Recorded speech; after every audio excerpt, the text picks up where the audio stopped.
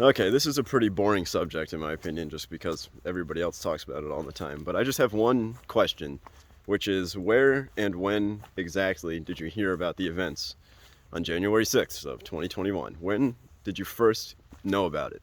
Was it after the fact or before the fact? Did you hear about it later that day, the next day, in the news somewhere, on social media somewhere? Or did you watch it happen live? Because I think that there's a difference between those two groups of people, between the people who watched it live and the people who heard about it afterwards. If you're like me and you pay attention to some right-wing social media sites, then you knew it was coming. You knew it was coming. It was predictable. You knew shit was going to go down on that day at the Capitol. You knew it. I mean, it was pretty clear based on the meme sphere, on the rhetoric, on the words in the echo chambers of the right-wing circles, that Trump rally at that Capitol was no normal. This was not a normal occasion. I knew shit was going to go down. It was clear to me. I woke up early that morning. I got coffee. I set up all my screens with a bunch of tabs open, every YouTube live stream I could find, every Twitch stream I could find. I watched it happen live. I watched Ashley Babbitt get pulled out. I watched her body get pulled out. You know, that's where I was like, oh shit, this is real. But I could have told you on January 5th that something was going to happen the next day. And what I'm trying to say here is that if I knew, then of course Secret Service knew, of course the FBI knew, of course they had knowledge of this. They must have had. It's insane to think that they were surprised, right? It's utterly insane. Everybody knew. There was, I mean, look at the plane tickets. There must have been tens of thousands of plane tickets from a lot of right-wing countries. I mean, right-wing states, right-wing places. I mean, I don't know how all this stuff works, but I'm sure they have an incredible security apparatus put around that building for, you know, there's no way that this was just an accident. That's what I think. I mean, sure, it was chaos. Sure, they were using some sort of, you know, I see it as very similar to the Pearl Harbor thing, where you sort of use energy that was already there and you kind of just let it happen. You kind of just look away for a second. It's like a controlled kind of chaos. Yeah, they let January 6th happen. That's what I think. Whoever they is, somebody somewhere was pulling levers. Somebody somewhere was making decisions, and they decided to let it happen. And for what reason? For what motivation? Well, got Trump banned off Twitter, but I'm sure that wasn't, you know, the main goal. I'm curious what my audience thinks about January 6th. I have a pretty diverse audience as far as I can tell. I'm wondering if you guys think that it was just purely Trump's fault. I mean, some of the blame can be placed on him, but I don't think, much like him getting elected isn't really under his control, I don't think this event in particular was under his control. Like, he wasn't trying to stop it, for sure. I'm not saying he was a positive influence on the situation, but it seems to be mostly internet based. It seems to be, there's a kind of energy, there's a kind of power on the internet that favors Trump, that Trump does not either know about or even control at all, or anything like that. Yeah, he's probably not even aware of it, in my opinion. Some of the Q people might disagree with that. He seems to have a lot of Q people think Trump is communicating directly with them, which, you know, I wouldn't put it past Trump if he didn't. No, I wouldn't put it past Trump to kind of egg those people on. But he shouldn't have gotten his Twitter account banned, that's for sure. That which cancels came from Trump. Probably the biggest cancellation, taking Trump off Twitter. Terrible idea. Awful, terrible idea. Worst idea that Jack Dorsey and the Twitter gods could have made. All these left-wing people saying, yeah, well, he should have been banned. He was talking to the white supremacists. He was trying to overthrow the government. You know. I always get caught up on the free speech thing, but truly, the risk you take by banning Trump is a lot bigger than the risk you take by letting him stay on Twitter. It's much bigger. This doesn't, I mean, what do you think happens when you ban Trump? Like, all of his followers just calm down? No. You just radicalize people further. The very people you're afraid of Trump rallying up, the people that you're, like, whatever it is that your argument is when you say Trump should be taken off, if that's your stance, whatever group of people you think exists that Trump is talking to, those people continue to exist and they only become more radicalized. It's like if you have a roommate and you're trying to, I mean, because the argument was over whether the election was rigged or not, and tens of millions of people firmly believe it was rigged. I don't know where I stand on that one. I think it's possible it was rigged. It's also possible it wasn't rigged. I think anything's possible at this point. I wouldn't be surprised either way. That's what I'll say. Either way. You know, my stance already is that we should replace our election system with some new kind of technology that makes it more secure and trustworthy, but that's not going to happen. Anyway, January 6th, it was just a shit show.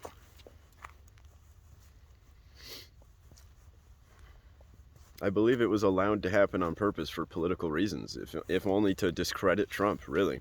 It made him look bad. It made the whole red team, it was a very embarrassing moment for the red team in general. Very embarrassing. I mean, the Viking guy and all the pictures, the guy with the Confederate flag, you know, they just... AOC tweeting about how scared she was, all these pictures of these senators hiding behind their whatevers. Part of me wonders if whoever it was pulling those levers was like secretly hoping they'd get further in so they could beat up a senator or something. Like, that would be real spicy. Like, I wonder if we are taking this seriously, if we are saying that they were let in on purpose, that this was some sort of planned, controlled operation, some sort of event like that. I wonder if they knew, like, okay, we're going to let them in the first room, but not the second one. Like, not all the way into the whatever building. Like, did they know? Did they just kind of figure, like, let's just see where the chips fall? You know, were these people willing to sacrifice the whole building? Would they have, you know, if they were just going to burn it down or something, would they have stopped that? I think they would have. It just doesn't make a whole lot of sense to me that it was simply just a mob that managed to overpower what theoretically should be the most advanced, well-funded security force on the planet. Out of any building on the planet, you think the Capitol of the United States would have layers upon layers upon layers of security that just, you know, there's probably millions or billions of dollars spent on teams of people constantly monitoring plans for attacking it, right? They knew this attack was coming. There's no way they didn't know. There was people talking about it constantly. All of the memes were like, we're going to go fuck shit up at the Capitol. We're going to go raid the Capitol. You know, there was, if anything, the motive was there. They knew the motive was there. And they didn't beef up security. They didn't, you know, you've all seen the videos of the security guards acting somewhat strangely that day. My neighbor's cows agree.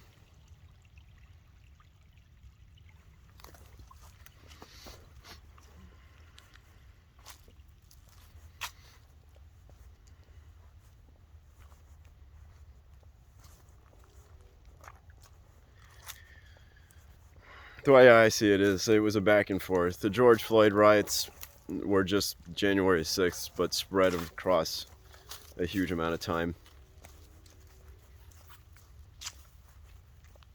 As usual, I see no moral distinction between red and blue.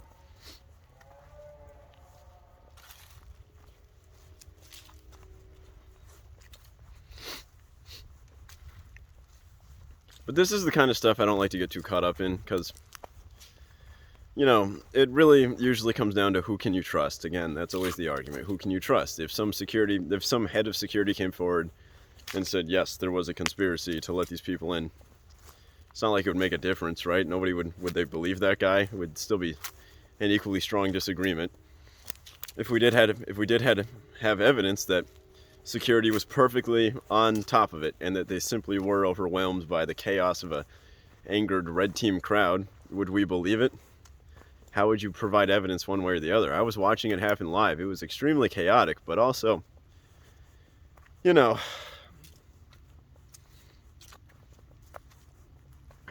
I just have a hard time believing that it was just the madness of Trump's fans that really did it.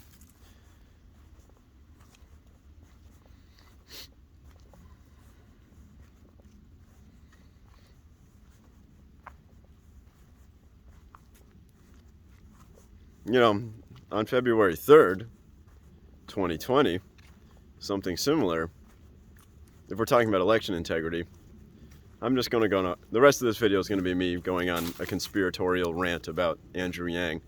So turn off now if you don't want to hear this. But I believe on February 3rd, 2020, some organization intentionally sabotaged the election in Iowa.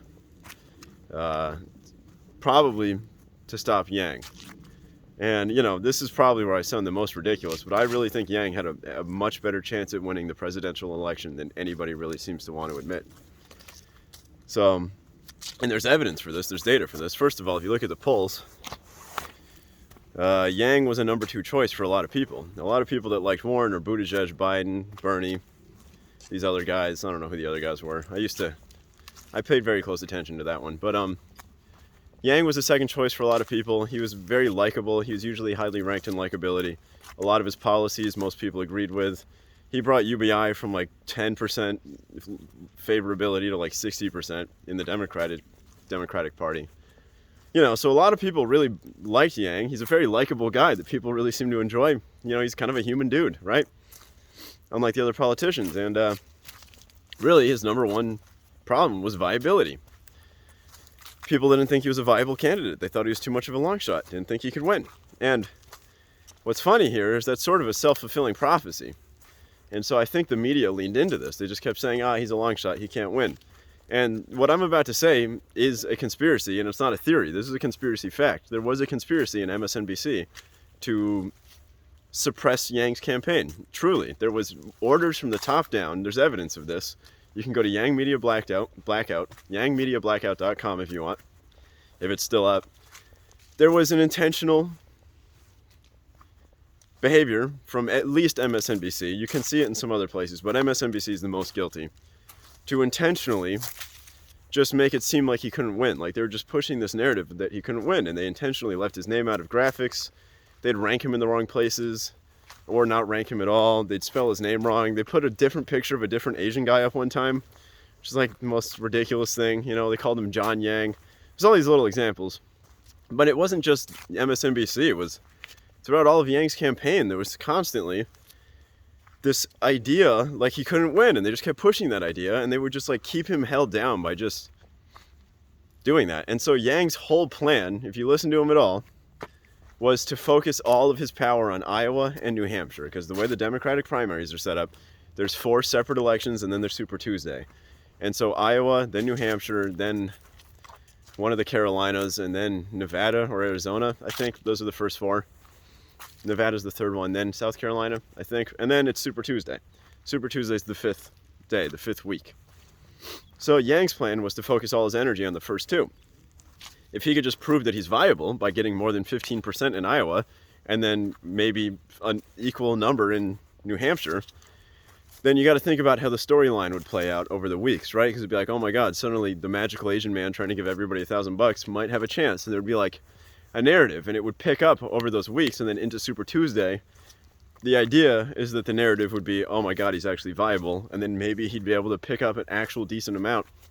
There was a plan. I know that even under ideal circumstances, it's a long shot.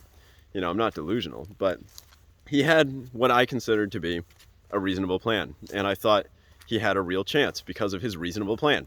Unfortunately for him, the DNC requested the Iowa DNC, the Iowa chapter of the Democratic Party, right?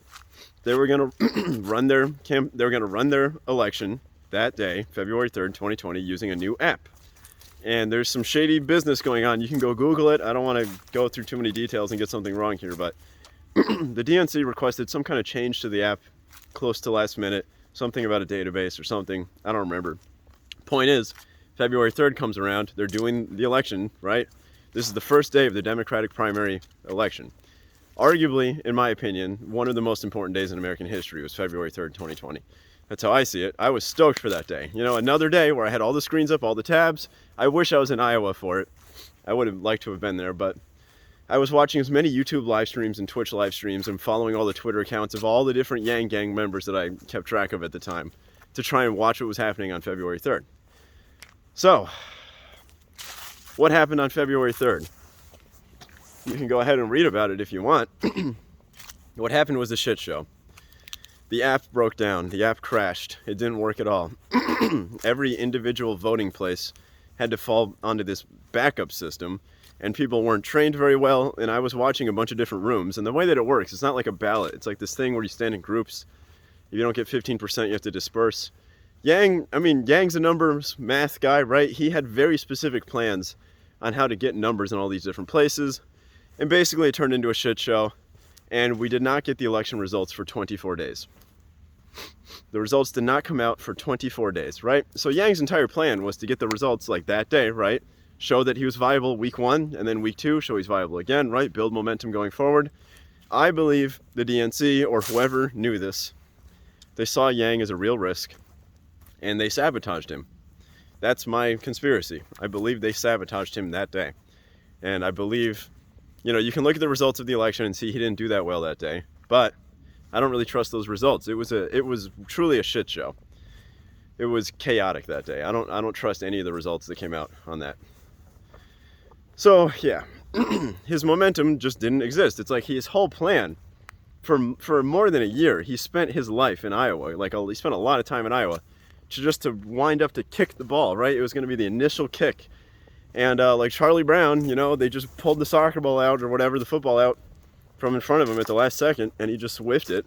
It's not his fault, but that's what happened. That's why he lost momentum. That's why he dropped out on the 20th, I want to say. February 20th, sometime around there.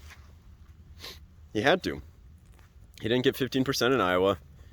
He didn't do that well in New Hampshire. But, he wasn't a failure. He pushed UBI to where it is today, so that's good. But, yeah, the DNC did that, so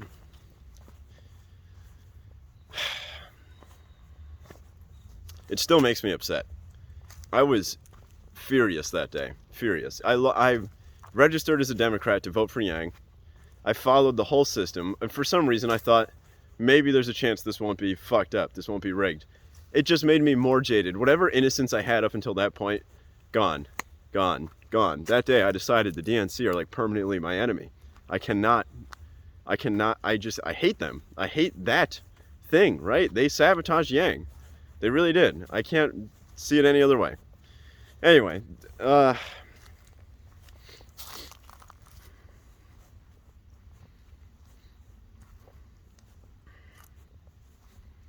that's why, when I think about February 3rd and that election, that's just in Iowa.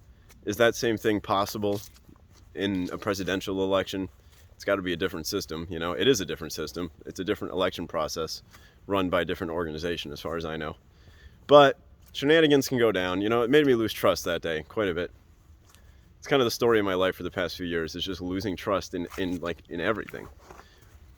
So it's not surprising to me that millions of people think that Biden's a dictator that unfairly cheated his way into a presidential office. It's not unreasonable to me. It's not. But, going and breaking into the Capitol building, that's a bit unreasonable.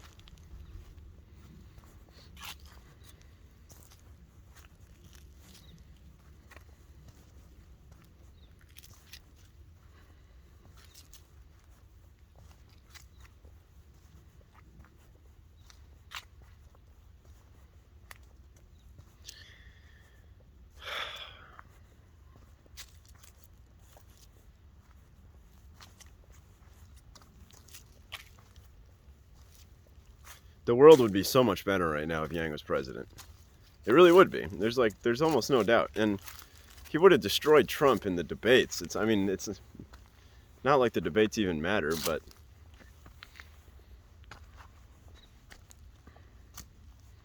everybody loves that guy, and yet we ended up with Biden somehow. There's just this false choice presented to us. They give us the feeling like we have choice during the Democratic primaries. I bought into it. I really thought there was a chance. I thought it was like a real race, back in my innocent days in 2019. Back when I thought the democratic process might actually be fair and kind of work. Nope. There was never a chance of anybody other than Biden winning that thing. There was never a chance. They had like 20 candidates. Biden was always going to win. And it's funny, I spent a lot of time campaigning for Yang, talking to a lot of people, going to events, I handed out some things. I had all the hat. I had the hat. All the shirts. I had the hat. I got in a lot of conversations with a lot of other Democratic voters and people who like Bernie and Buttigieg and Warren and even Tom, what's his name, the climate change billionaire guy. And I never met one person who liked Biden. I never did. There was not a single Democratic voter who was like, yes, Biden, that I met.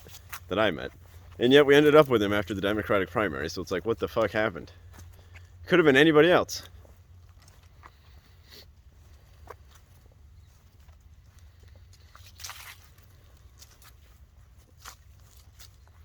It's just... Yeah, I said I was going to talk about January 6th, though. I don't really have a lot to say that a lot of other people haven't already said.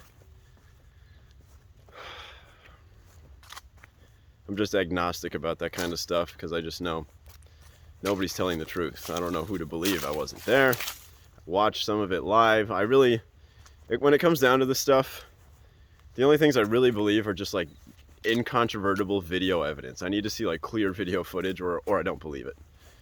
That's kind of where I'm at right now, because what sources do I trust on when it comes to any of these things? I don't know who to trust. So it's just like video evidence or nothing, really. And even now, we're going to be in the deep fake age soon, so videos won't be trustworthy. Then we'll truly be in the strange times. All right, yeah. I'm out. See you later. Bye.